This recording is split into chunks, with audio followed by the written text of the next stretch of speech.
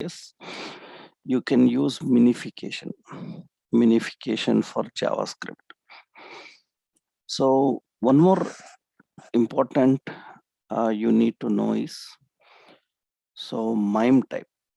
If you remembered, what is the MIME type for CSS? What is the MIME type for CSS? That means MIME type of style sheets. Style sheets MIME type. What is the MIME type of style sheets? Remembered, when you write style sheets, I told you MIME type will be there for style sheets. What is the MIME type for style sheets? What is the MIME type for style sheets? MIME type for style sheets. MIME type for style sheets is text/CSS. Yes, good. Similarly, so you have the MIME type. So the MIME type for JavaScript. JavaScript MIME type is, so JavaScript MIME type. MIME type is text/JavaScript. So whenever you embed JavaScript into HTML, you have to define the MIME type. MIME type is important to make the browser understand about JavaScript. So whenever we write JavaScript embedded, so one important point, you need to define the MIME type. So how do we configure the MIME type? Actually, two techniques are there. So two methods are there. So generally, MIME type techniques are, you can configure in this way.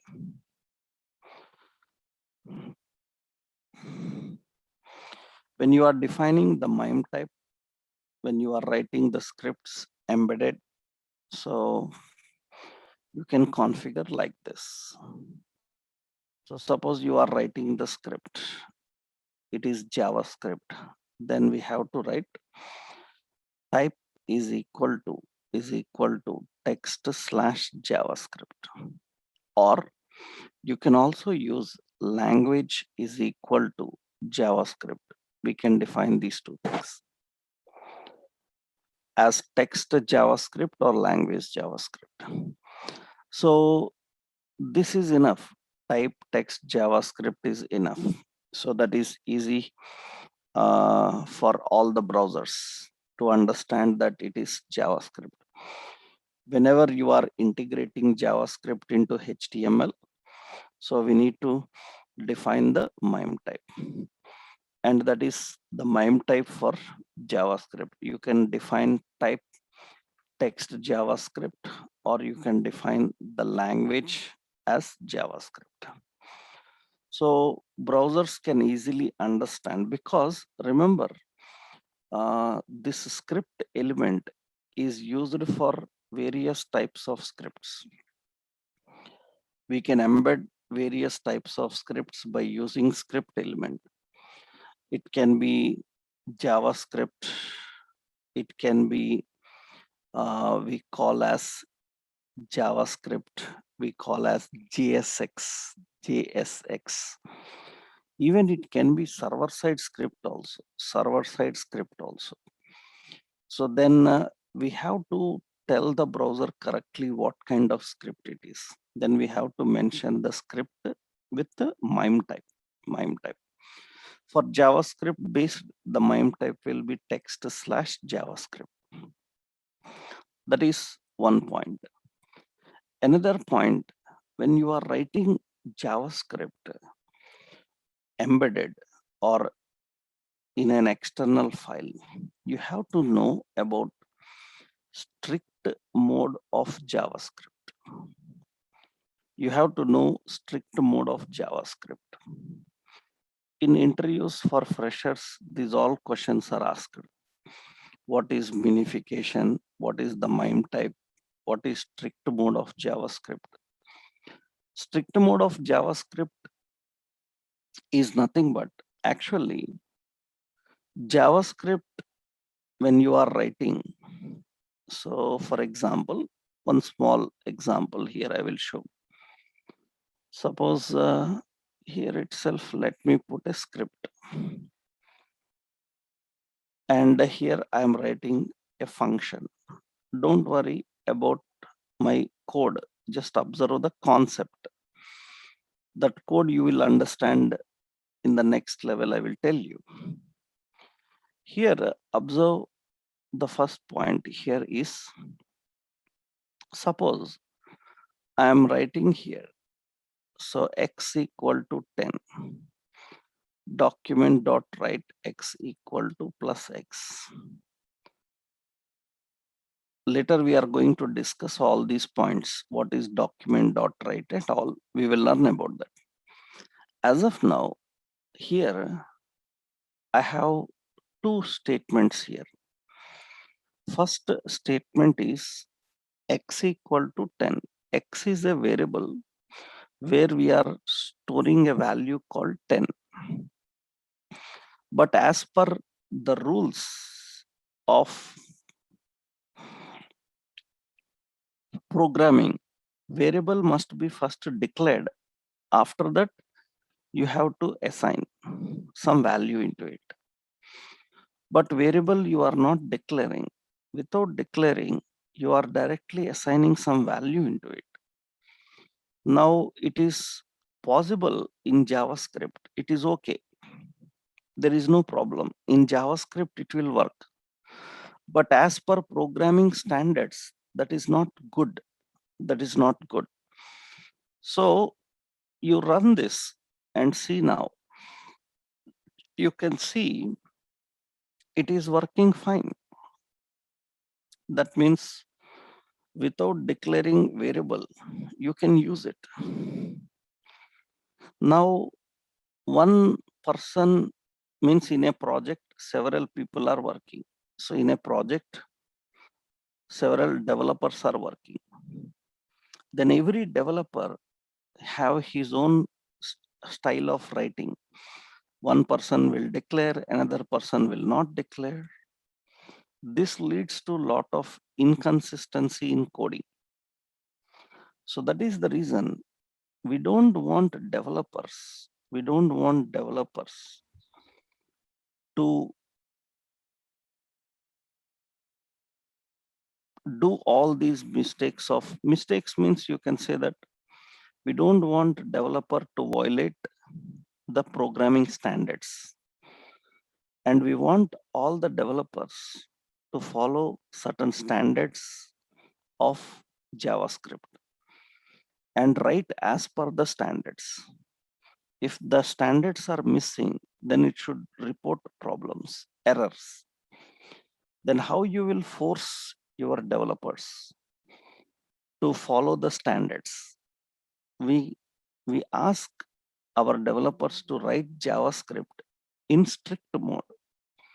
How to turn on strict mode?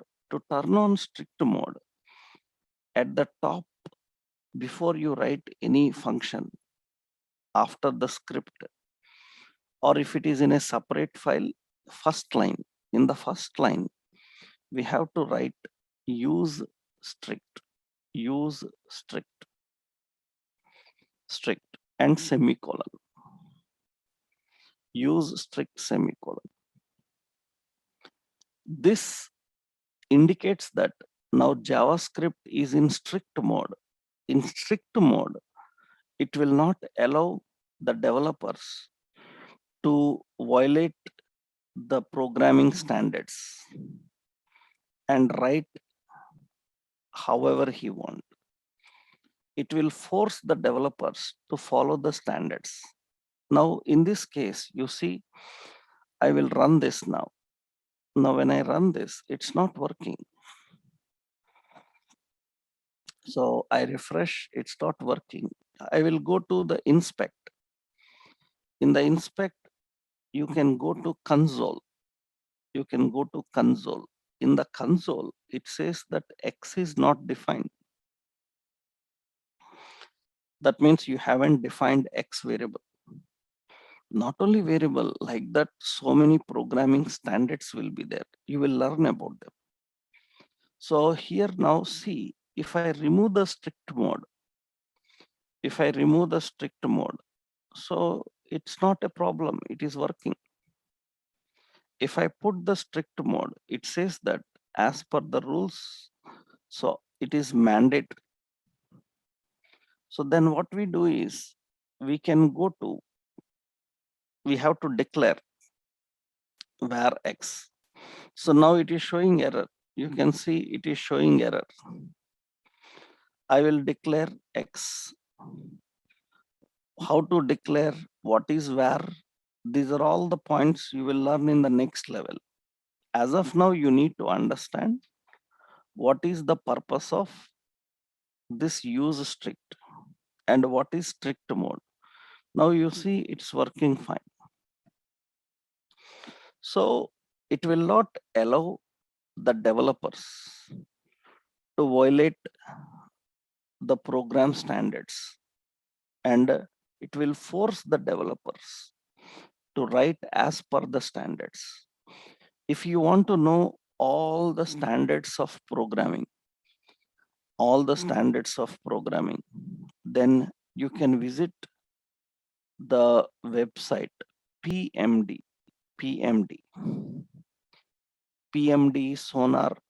These are code analysis tools. They will tell you how to write programs, what are the standards of programming. You can learn the rules for programming. You can go to this PMD and go to documentation. So this is documentation. In this left side, you see rule reference is present. I open rule reference, Java rules, Maven rules, so many will be there. Ours are ECMA script rules. ECMA script rules, you see code styles, best practices.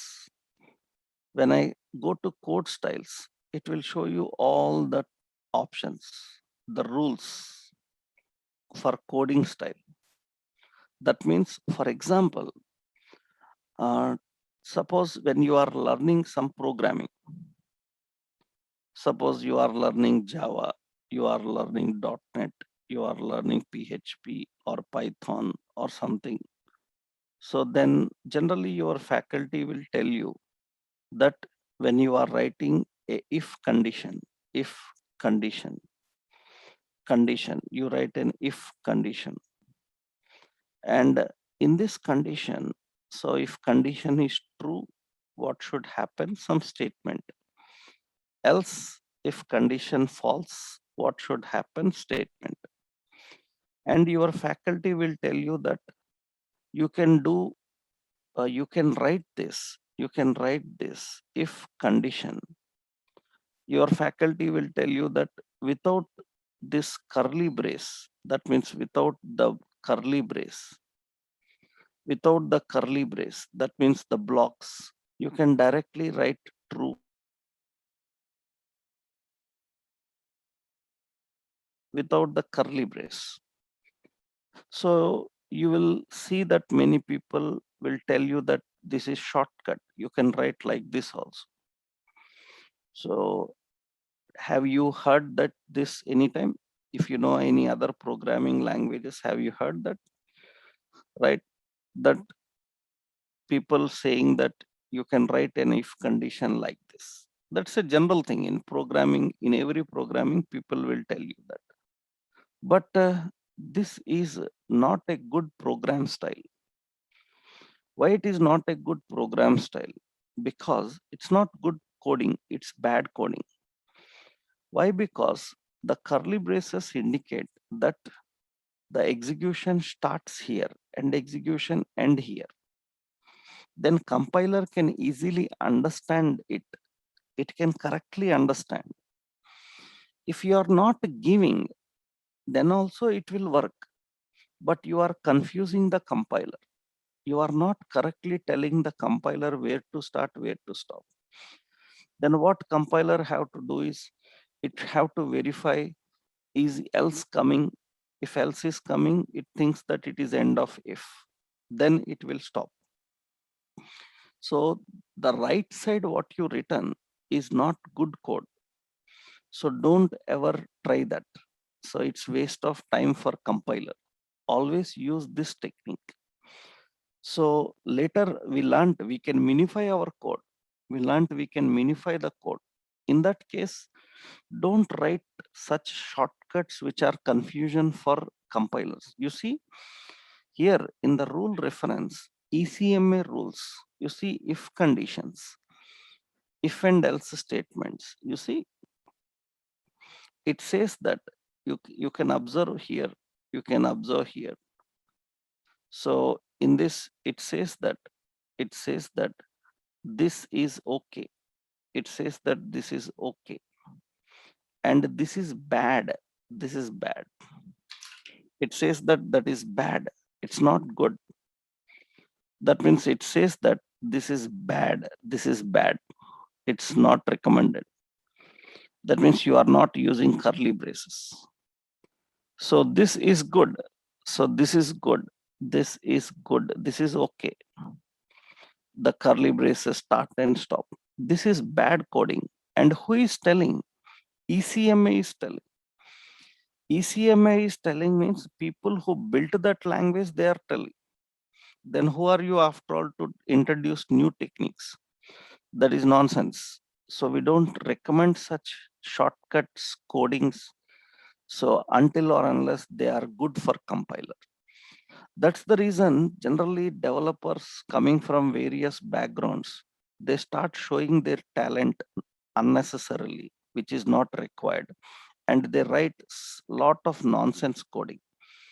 We need to avoid that, and we need to force the developers to write correctly as per standards, naming blocks, everything as per standards. Then we ask them to put this on strict mode and start.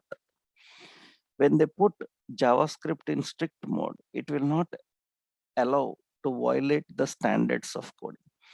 Remember, I am telling about only standards of coding. So others, it can allow. You can write, but as per standards, some mandatory things will be there. Those mandatory things, if you are missing, it will not allow. It will immediately post an error. It will immediately display an error. Some it will show errors, some it will show warning. Warning means it says that it is not good, you try another way. So this is very important. So what is strict? Remember, so JavaScript by default is not in strict mode. In strict mode. Many languages are by default in strict mode, but JavaScript by default is not in strict mode. So you need to turn on the strict mode by use strict. You have to turn on the strict mode. That is one concept. Another important point is while working with JavaScript, so 2 points you learned now. One is how to write the MIME type for JavaScript. MIME type for JavaScript.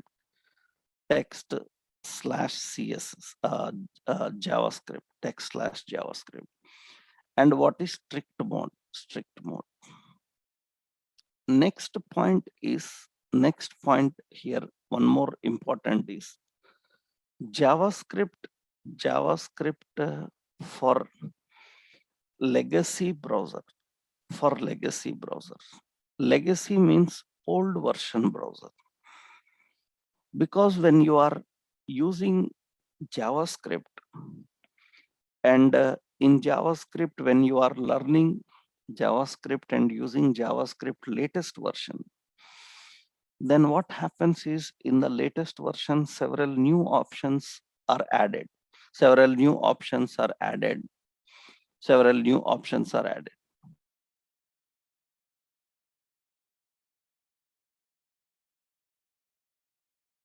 several new options are added, which are not understandable to old version browsers. Then old version browsers have a difficulty in translating them, understanding them. So how to tell the old version browsers that I have written my code in new version so that they can easily translate with the help of new plugins. So for that, actually, developers have an habit of writing JavaScript, writing JavaScript. This is JavaScript. We can write JavaScript, entire JavaScript in HTML comments. JavaScript is written in HTML comments. It is written in HTML comments. Suppose you see, actually, these are HTML comments, not JavaScript comments. So this is HTML comment. So in HTML, comments are given like this. JavaScript comment /. This is single line comment, and slash asterisk and asterisk slash, that is multi-line comment. Generally, comment means it will not be compiled and processed. It will be just used as a help for compiler. It is not compiled and processed. You can write single line comments, multi-line comments in JavaScript. And this is HTML comment. This is HTML comment. In HTML, so we write the comments in this way. Now, why you are writing? So here I said X some 30 or something. Why you are writing JavaScript in HTML comments? You see, when I write JavaScript in HTML comments and when I run this, it's working fine. But many people are confused about this. Why it is written in HTML comments? Because this is to tell the parser, means the translator, that so there may be some new options inside this. So please translate into your old style. For example, suppose in the new version of JavaScript, we have an operator. So 2 double asterisk 3, that is 2 to the power of 3. This is new. Old version browsers cannot understand this. Double asterisk is a new operator actually. Then what old version browsers will do is they convert this into math.pow, pow 2 comma 3. That means the power 2 to the power of 3. So both results will be 8 only. Both results will be 8. But old version browsers cannot understand this symbol. They will use an alternative method through that they calculate and present. That means we have to tell the browsers that so there may be some new features inside it, translate into your own way.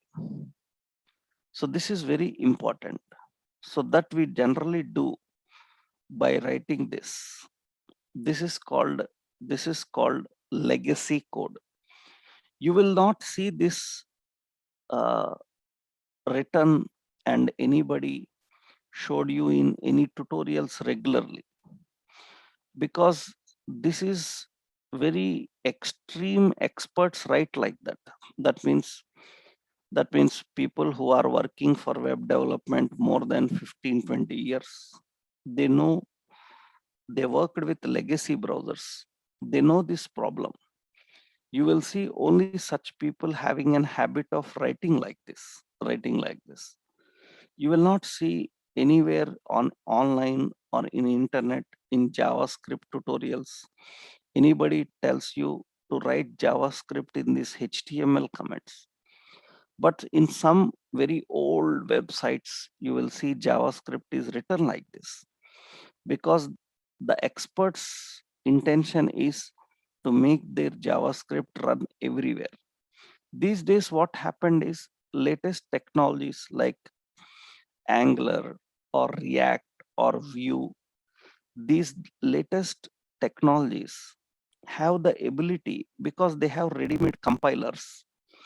Those compilers can identify from which browser user is requesting, and according to browser, they can send different libraries. For old version, they can send old version library. For new version, they can send new version library. So they are now latest technologies are having that ability through their compilers.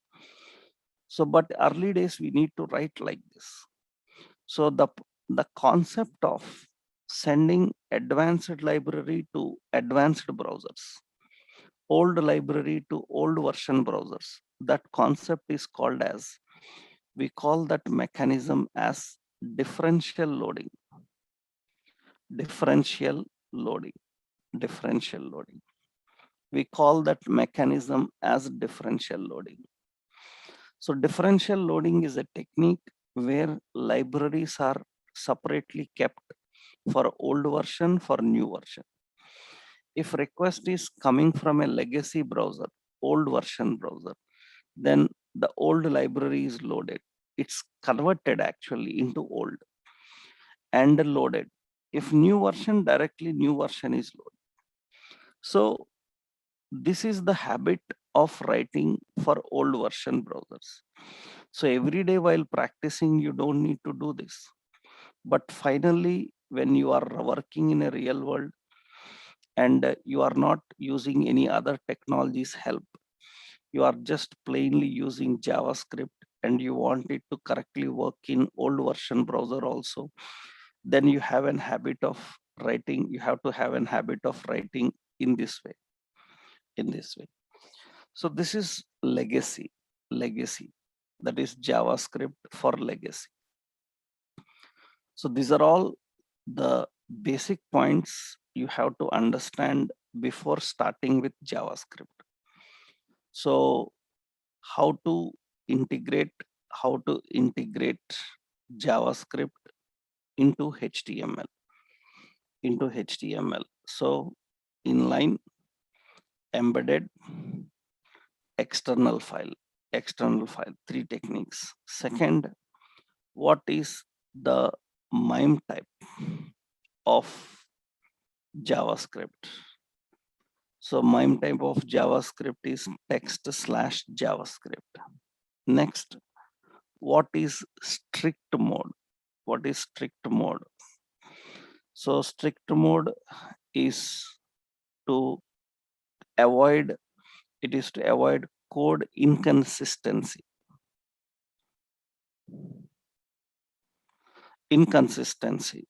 To avoid the code inconsistency. And another option is, so what is legacy? So, or you can say how to define code for legacy browsers, So that is through HTML comments we can define for legacy browser. So this is how we write the code for legacy browsers. These are all the important points you need to know before starting with JavaScript. And of course, so what is minification? So how you minify the JavaScript files? JavaScript files minifying. So already you have a JS minifier. So online JS minifier. Or I told you a tool like Smallify. You can use that Smallify for both JavaScript and CSS. Now you write your original JavaScript code, it will be minified and provided. You can copy that minified and use it. Already we know this technique in CSS, we already learned that. So minification is optimize JavaScript code. That is what actually minification. So this is all important points you need to understand. So how to configure and use the JavaScript. Next important, you need to know about how JavaScript take control over HTML. That means how JavaScript, how JavaScript can take control over HTML elements. Or you can also say how JavaScript can refer HTML elements. How JavaScript can refer HTML elements. Because JavaScript its purpose is to manipulate manipulate DOM elements. DOM elements. Its purpose is to manipulate DOM elements. Then how it will take control of DOM elements? Its purpose is to manipulate DOM elements. Then how it will take control of DOM elements? How JavaScript can refer HTML? So there are so many techniques. First point, JavaScript can refer HTML elements using DOM hierarchy. DOM hierarchy. According to the DOM hierarchy, JavaScript can refer HTML elements. It can use the DOM hierarchy. It can use the DOM hierarchy. So what is DOM hierarchy? So already while learning HTML, I given you a diagram of DOM. We have a diagram of DOM. I given a diagram of DOM. Actually, this is the DOM. So see the example here. Suppose I have doc type HTML head title. So DOM reference. So and in the body. So we have a div. In that we have an image. So width and height and border. So one. And below that, I have a form. In that form, we have a heading, register, and in that we have a div. So we have a label. So username. So we have a text box. Input type is equal to text, and we have a button. Say submit. Button empty. Just I will keep normal input type is equal to button. Like this we have. So I just used general like so username. Okay. And observe carefully. Here I have some contents, but they are empty. That means you see here, so they are empty. This image is empty. This text box empty. Button also empty. Now I want JavaScript to take control over this image and put a picture dynamically. I want JavaScript to put a picture dynamically. I want it to put a picture dynamically. So in that case, what happens now? I want to do that on body load. See what we are writing for body on load. So body have a event called on load. It indicates what functionality to perform when the body loads. So we will write a function body load. Remember, this on load is a keyword. You have to write it exactly like that. And body load is user defined, our own name. You can give any name. You can give any name. So it is a function you have to define with a parenthesis. Onload is a reserved word. It indicates what functionality to perform when body loads. So we will write that in a script. Now write a script. In that function, what is the functionality? Body load. So what it should do? When body loads, I want JavaScript to take control over image and put some SRC inside it, image source. Now how this image can be referred? We can use DOM hierarchy. DOM hierarchy is nothing but, you see, this is the JavaScript DOM. This is the JavaScript DOM. Already in HTML, I given you this. This is the DOM. Now in this DOM hierarchy, so see the location of images. See the location of images. So in the DOM hierarchy, the parent is window. The parent is window. In the DOM hierarchy, we have the parent window. And in the window, you have a document. In the document, so you have images. Images, square brace indicates it's a collection. That means multiple images, because a document can contain several images. So you can access images by index number. 0 is the first image, 1 is the second image, 2 is the third image. Like this you can access. That is the order. JavaScript can use this order directly to access any element. See how it uses the order. That means now I will go into the code here. So what is the parent element? What is the parent element? Can you tell the hierarchy now? Hierarchy parent is window. In window, you have a document. In document, we have images.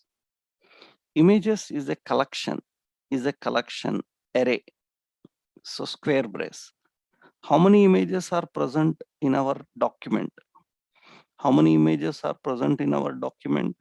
1. So what will be its index number? What will be the index number? The index number will be 0. It is image. Image have SRC. SRC is equal to, I will keep some assets slash some shoe dot jpg like this, and I will save this. And you can see JavaScript can take control over the image, and the JavaScript can put that image here. You can see it can put the image. So JavaScript can refer HTML by using the DOM hierarchy. This is the original way how JavaScript can understand about HTML. This is the actual way. This is the original way how JavaScript can understand HTML. This is how JavaScript can understand HTML actually. For example, in that case, now how to access the button? I want to give a value inside button. Then how to access the button? Can you tell the hierarchy? Can you tell the hierarchy of button? How to access the button? Can you tell the hierarchy? How to access button?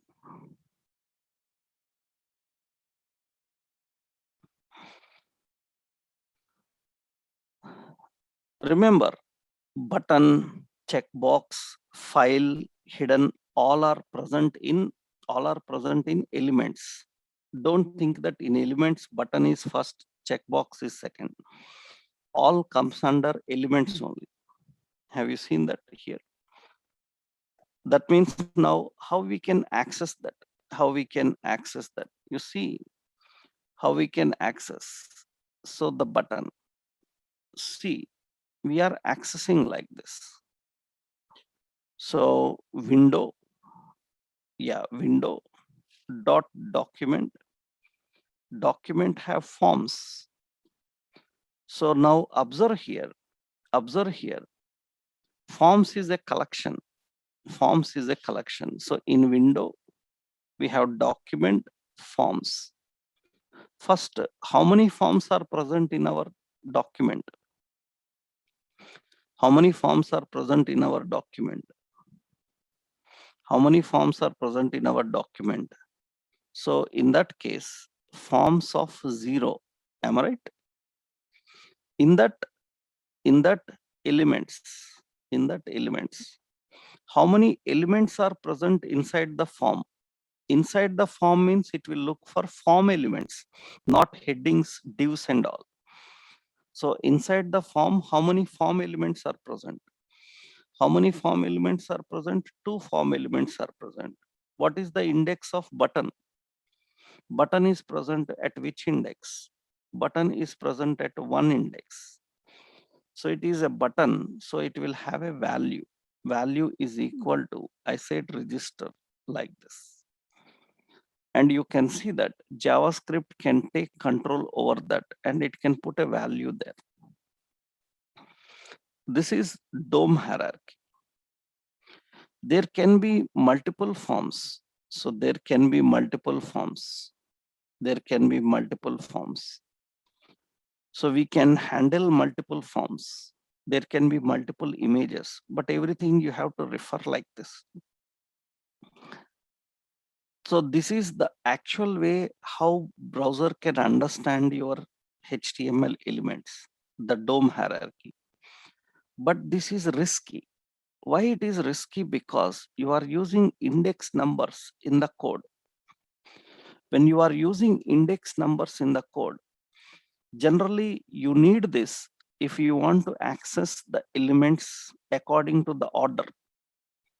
According to the hierarchical order, if you want to use the elements, then this is okay. But the problem with this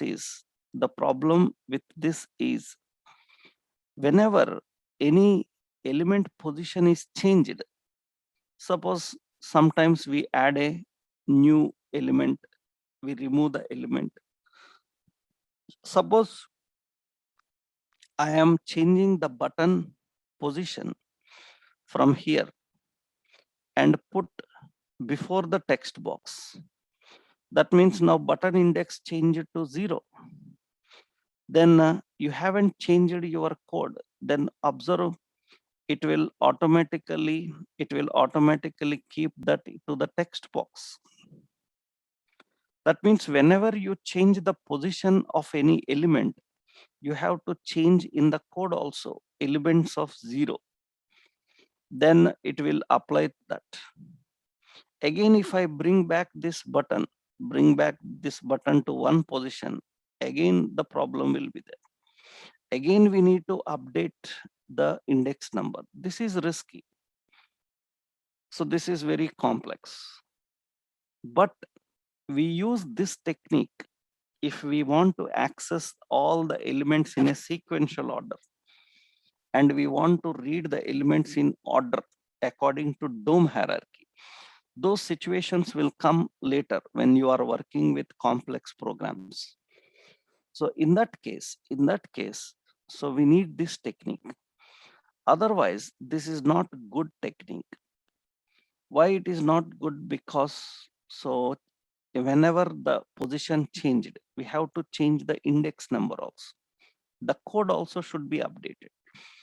This is the risky way, but you have the technique, DOM hierarchy.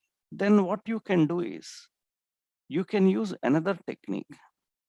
JavaScript can refer HTML elements by using name.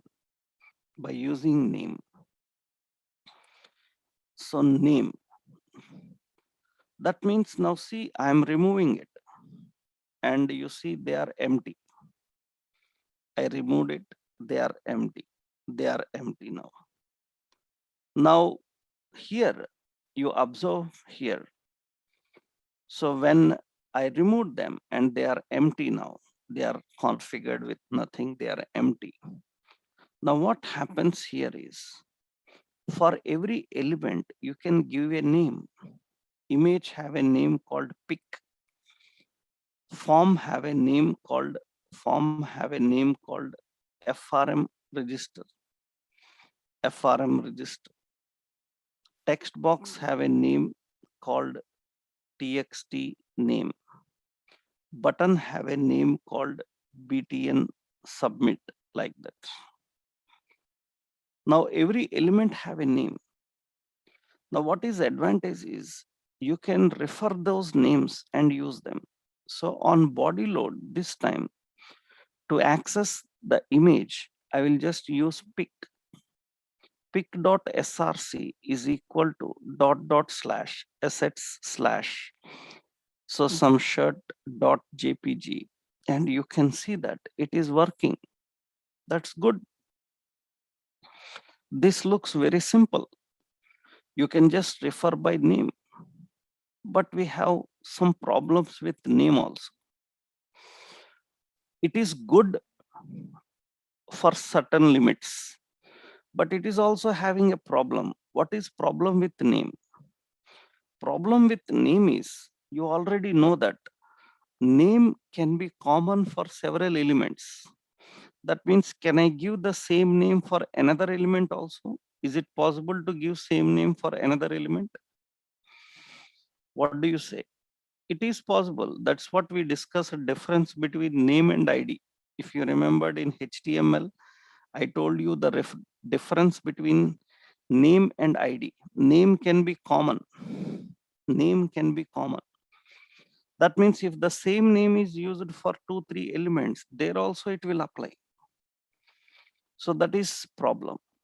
Another problem is, so name can be common for several elements. Not only that, when you are referring by name, if your element is a child element, without referring the parent element, you cannot access the child element directly. So when you are using referring by name, if the element is a parent element and child element hierarchy, child elements cannot be directly accessed. For example, I want to access the button. Button name is BTN submit. I am writing BTN submit dot value is equal to submit. Submit. I save this. Same like picture, but you see it's not working. Why? Because this button is a child element of form. If it is a child element of form, without referring the form, you cannot refer this element. That means you have to refer the parent element. Parent element is FRM register dot in that BTN submit.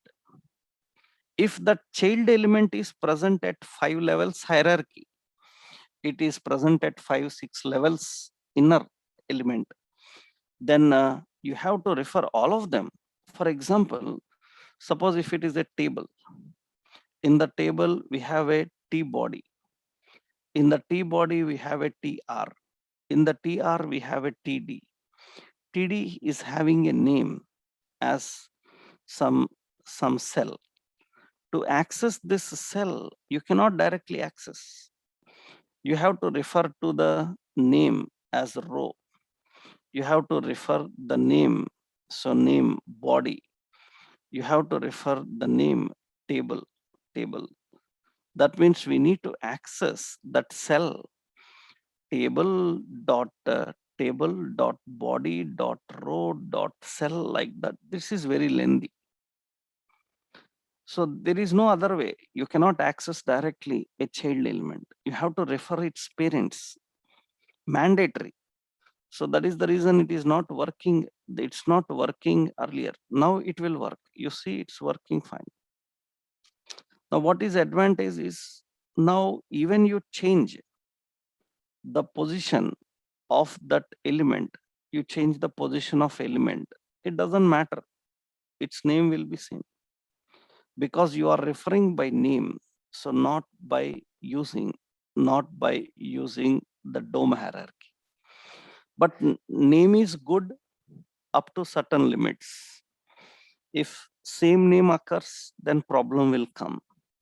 So if It is a parent-child hierarchy. Without referring the parent, you cannot access the child. These are all general issues that you have to face while working with this. That is technically how you have to understand about these two methods.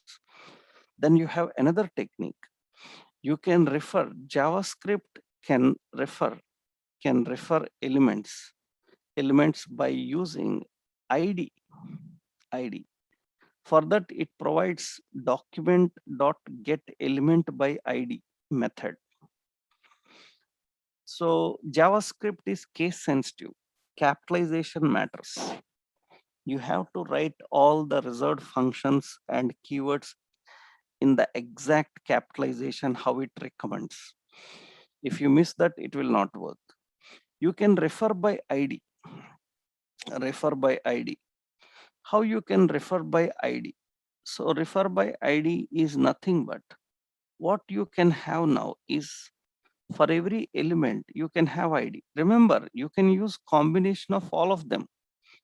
Remember, in one page, one element you can refer with DOM hierarchy, another element you can refer with name, another element you can refer with ID. It's your wish. It's not like all should be DOM hierarchy, all should be name, all should be ID. In one page, you can refer by using any of them. All of them also you can use here. Now, you see here, I am removing this again. I am removing this again. Okay, gone. That's gone. Empty again. Now, for every element, you can give ID. I have name and I am giving ID also pick. Form is also having an ID, FRM register. Okay. Text box have an ID, TXT name. Button have an ID. So have an ID, BTN submit like this. Now you can access the elements by using ID. And when you are using ID, so ID is unique. You know that the same ID cannot be there for another element. Another advantage is you can access any element directly with ID. So without following the hierarchy, you don't need to worry about the hierarchy in which level it is present. You can directly access. See, first document dot get element by ID. Get element by ID. The ID is pick. So pick is written like a string. This is the ID pick. That is the ID you are referring. So it is an image, then it will have dot src is equal to. So we will put dot slash images slash we have assets slash some shoe one dot jpg, and you can see that it can keep that image. Now, if I want to access the button, it's a simple document dot get element by ID btn submit dot value is equal to submit. You don't need to refer the parent element. Directly it works now. It's working. You can refer the elements directly by ID. You don't need to worry about the DOM hierarchies and all. That is another. There is nothing like which one is best. So nobody can ask like which one is best. Which one is best? I will decide according to my requirement and the situation. Sometimes IDs also have problem. Why IDs have problem? Do you know IDs are used for CSS also? Am I right? You know that IDs are used for CSS also. CSS also will use an ID select. That means we have problem. That means now you have a conflict. JavaScript will use ID, CSS will use ID, server side scripting also will use ID. So many conflicts will happen if so many people are using the same IDs. Issues will come. That is the reason you cannot say that this is the best. It depends on the requirement, on the situation, how they are designing the page, what they content on the page. So nobody can say that this is the best method, this is not. It depends on the technique. You can access the element by IDs. You can access the element. Now you have so many other techniques. JavaScript can access the elements by using tag name. Tag name. It can access by using class name. By using class name. It can access by using common name. It can access by using a query selector. Query selector. Query selector will use a CSS selector to access the elements. Through CSS selector names, we can access. That means attribute selector, pseudo selectors. You can use them. ID, type, attribute, pseudo, all these selectors you can use and you can access the elements. There are so many techniques of accessing the elements and working with the elements. So we have the elements defined here. I showed you 3 techniques. So we will have other techniques also. Those all other techniques we will see in our next session. Okay. So Monday, we will discuss about that. So in Monday session, we will see how we can handle the other techniques. Then we can start programming with them. Okay. So once you know how to refer the elements, input, output, so many topics are there. Then we can start working with programming with JavaScript. Before that, we need to know all these points. So Monday we will discuss about that. Okay. All these notes I will upload into the classroom for your practice. So Monday we will continue.